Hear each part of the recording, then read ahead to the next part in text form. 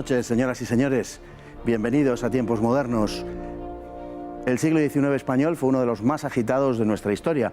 Estuvo presidido por numerosos pronunciamientos, algaradas callejeras anticlericales, cambios de gobierno y hasta de régimen. Es el siglo del liberalismo al que frecuentemente se asocia con la masonería. Pero ¿cuál fue la influencia real de la masonería en la historia española de esa centuria? ¿Fue tan importante su influencia en nuestra historia como a veces se ha afirmado? La invasión napoleónica de España fue la causa del establecimiento de las primeras logias en 1809, que en lo sucesivo serán tributarias de las francesas y mantendrán una posición de subordinación a los intereses de estas, aunque no serán operativas hasta el regreso de Fernando VII a España. Desde entonces, la característica de la orden en España será la de una intensa politización. De sus filas saldrá una constante y resuelta oposición a Fernando VII, quien les retribuía con la más dura de las condenas. Como es natural, los liberales empapados en masonería buscarán la ocasión de rebelarse. En enero de 1820, el coronel Riego impondrá el trienio liberal, romperá las relaciones con la Santa Sede y terminará radicalizando el régimen. ¿Acaso algo sorpresivamente el ejército que pondrá fin al régimen liberal del trienio, los 100.000 hijos de San Luis, estará constituido por significados masones que sirvieron bajo Napoleón? A la muerte del rey Fernando VII se vivirá la primera edad de oro de la masonería en España, entre 1834 y 1843, es decir, el periodo de las regencias, especialmente la de Espartero. Ese primer gobierno masónico propició la matanza de frailes de 1834, acusando a los frailes de envenenar las fuentes, provocando el cólera entre los madrileños. Durante los gobiernos progresistas del reinado de Isabel II, la influencia masónica fue determinante, produciéndose la transformación del antiguo régimen en España para convertirse en una sociedad liberal en que se impuso el sistema capitalista de la mano del masón Juan Álvarez Mendizábal en la década de los años 30. Los sucesivos gobiernos durante el reinado de Isabel II fueron de alguna menor inspiración masónica, sobre todo los gobiernos moderados. La caída de la reina acercará de nuevo a los masones al poder. Tanto Prim como Amadeo lo son, aunque ninguno de los dos tendrá suerte. Pero el sexenio revolucionario será un momento álgido de la masonería. La culminación de dicho proceso conducirá a la proclamación de la República con 4 presidentes miembros de la orden. Durante los años que precedieron a dicho régimen se sucedió el derribo de iglesias sin la más mínima consideración a su valor artístico, pero sobre todo se produjo la llamada desamortización del subsuelo, una liberalización que enajenó la riqueza del subsuelo español a los intereses británicos, franceses y belgas, en una especie de régimen colonial. El final del sexenio consagró a una clase política entregada a la masonería. Las figuras de Ruiz Zorrilla y Sagasta son esenciales para comprender la evolución de la política española. Desde entonces, el anticlericalismo se convirtió en una obsesión para la izquierda burguesa española. De modo que la Restauración fue en gran parte rehén de la masonería. El Partido Liberal se convirtió en su vehículo de poder y supo mantener el enorme ascendente social que había conseguido. En 1882, 130 senadores y altos funcionarios, más de 1.000 jueces, casi 1.100 oficiales y generales del ejército y un sinfín de profesionales liberales y propietarios pertenecían a la masonería. Y, al mismo tiempo, entre los opositores al sistema alfonsino abundaban también los masones. Para comprender, pues, la historia contemporánea de España es esencial entender la influencia de la masonería durante el siglo XIX. Y para hablar de este tema tenemos esta noche con nosotros a don Javier San Mateo Isaac Peral, que así se llama por ser descendiente del inventor del submarino. Muy buenas noches. Buenas noches y gracias por la invitación. Y nos ha traído un libro, El submarino de Peral, de su ilustre antepasado, pues que es una biografía del submarino de Peral. Y un libro... Bueno, es una biografía del invento. Del proceso de la invención. Una biografía del submarino, por eso digo, no tanto del personaje. Bueno, sí, es un experto en masonería y en el siglo XIX, y por esta razón pues le hemos traído, y algo tiene que ver además con Isaac Peral. Espero que nos dé tiempo a hablar de ello. En primer lugar, a grandes rasgos, en términos generales, hay una identificación en el siglo XIX entre liberalismo y masonería, para situar el tema en sus justos términos. Cierto, es decir, la penetración de las ideas liberales y la creación, pero no solo en España, sino a nivel mundial. Y teniendo en cuenta que España en el siglo XIX no es lo que hoy conocemos por España. España en el siglo XIX era lo que conoceríamos hoy como Virreinato de Río de la Plata, Virreinato de Nueva España, es decir, toda América por debajo de lo que es actualmente el sur de los Estados Unidos, incluido parte del sur de los Estados Unidos, pertenecía a España, el Mississippi hacia abajo, y la parte también de Oriente, todo eso era español. Y todo eso penetra la masonería, porque no deja de ser España, de una manera muy fuerte y muy violenta, creando, introduciendo las ideas liberales. No todos los liberales eran masones, lo que pasa es que la masonería es un poco la correa de transmisión que va generando ese clima, que va favoreciendo la entrada de la mentalidad, a la cual luego se escribe mucha gente que ni fue masona, ni fueron masones, ni entraron, ni siquiera sabían exactamente lo que podía ser la masonería. Pero como dice el padre Guerra, se cambia el agua de la pecera, ¿no? Los peces siguen estando allí, pero el agua la han cambiado. Padre Guerra, que como sabes también es un experto en la masonería, es una de las metáforas que describe muy bien lo que fue, ¿no? Y con eso se genera el capitalismo moderno, el imperialismo anglosajón en ese momento, el imperialismo del Reino Unido, que es un imperialismo depredador y capitalista, que nada tiene que ver con lo que fue el imperio español como concepto, ni como realidad, evidentemente, y el capitalismo también financiero. Entonces es cuando se genera una de las causas, uno de los problemas que tuvo España, que se ha comentado en el vídeo, en la presentación, en la introducción, es todo el problema que generó la deuda. Problema que hoy es a nivel internacional. Es decir, la deuda genera una dependencia, se pierde la soberanía completamente y genera una dependencia de las instituciones bancarias, del capitalismo financiero. Ahora iremos a eso. Una de las señas de identidad de ese liberalismo, influido por la masonería, es el anticlericalismo. En un doble plano. Por un lado, el plano legislativo y en otro, mientras tanto, la existencia de frecuentes algaradas callejeras dirigidas contra la Iglesia. Es que el origen de la masonería la masonería es anglicana.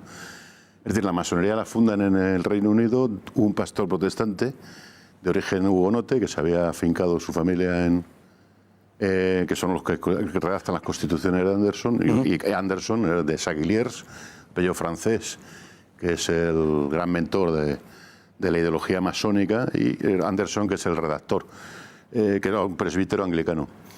Y obviamente el Reino Unido, el gran enemigo que tenía que batir a nivel universal era el catolicismo.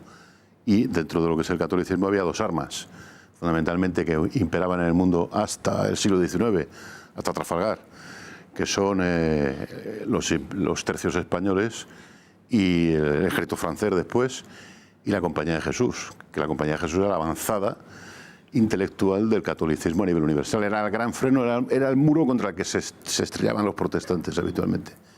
Y para mí, yo siempre he defendido que la masonería es un poco la contracompañía de Jesús, es decir, es el arma intelectual subrepticia, el caballo de Troya, que se mete en las sociedades sin que sean capaces las sociedades de detectar ese virus, para ir cambiando, lo que he dicho antes, la mentalidad y el funcionamiento.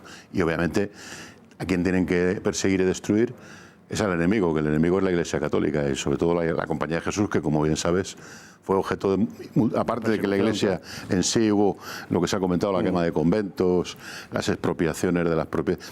Una cosa que se habla poco es que aparte de las expropiaciones de las propiedades de la Iglesia, hubo las expropiaciones de las propiedades comunales, sí, sobre todo que es lo que genera el proletariado, porque sobre la gente todo en la segunda claro, la de Madoff. eso es lo que crea el proletariado moderno, porque a la gente le quitan los recursos de vida pero que tenía. Vamos a una cuestión que es el influjo masónico en los políticos españoles, en la élite española, la élite política fundamentalmente, conduce a una defensa de esa élite política de los intereses extranjeros en España.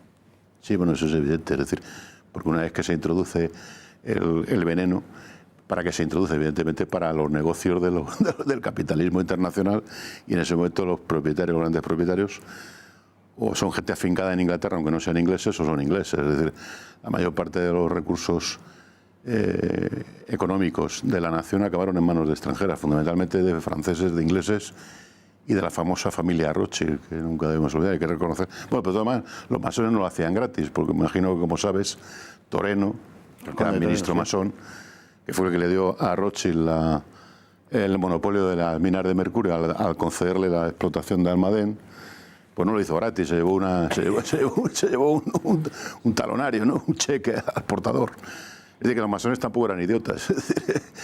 Y evidentemente ese es el proceso poco conocido. No poco conocido, porque sí que hay unas investigaciones, pero nunca divulgado suficientemente al público general. Uno de los desde mi punto de vista importantes, quizá, miembros de la masonería y además importantes en cuanto a que fue regente y desempeñó altísimos cargos políticos en España, y a quien se ha acusado y últimamente incluso se ha podido demostrar su dependencia concretamente de los británicos, fue el general Espartero. Sí. Aparte que, como sabe el dicho popular, creo que además fue una pintada. Fue una pintada en, que decían, en su casa. Aquí vive el regente, pero el que manda en España vive en la casa de enfrente. Vive ahí enfrente, que era la embajada británica. Era la embajada británica.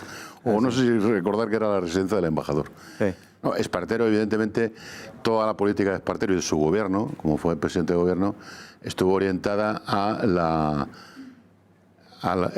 favorecer los intereses de la industria extranjera y de los capitales extranjeros en España. No fue el único, Sí, porque luego ya vino en la época de la llamada gloriosa, que curiosamente el nombre de gloriosa nos retrotrae a la famosa revolución que hubo en Inglaterra de los Orange. Sí, señor. Yo creo que se cogió a posta. Pues en la gloriosa pasó exactamente lo mismo, ¿no? Desde la época de Figuerola, época de Espartero, y luego evidentemente en la Restauración también se siguió un poco esa corriente, ¿no? Es decir, de favorecer los intereses del capital extranjero frente a los intereses de una industrialización nacional que quedó totalmente postergada hasta los años 40. Y ese fue el fracaso de la ley de minas, fundamentalmente, sí, que no dio lugar, que fue una especie de desamortización del subsuelo, que no dio lugar a la generación de ningún tipo de industria nacional, sino que se lo llevaban directamente fuera. Sí, porque España era un país rico en recursos. Sí, riquísimo. Ha sido siempre un país, en términos de en riqueza mineral, ha sido un país puntero durante toda su historia, justo hasta entonces en que fue absolutamente depredado por el capital extranjero. Eso es así. Pero eso es posible porque antes tenemos la figura también adscrita a la masonería, de Juan Álvarez Mendizábal, que es el verdadero arquitecto de toda la transformación del antiguo régimen en un régimen liberal capitalista.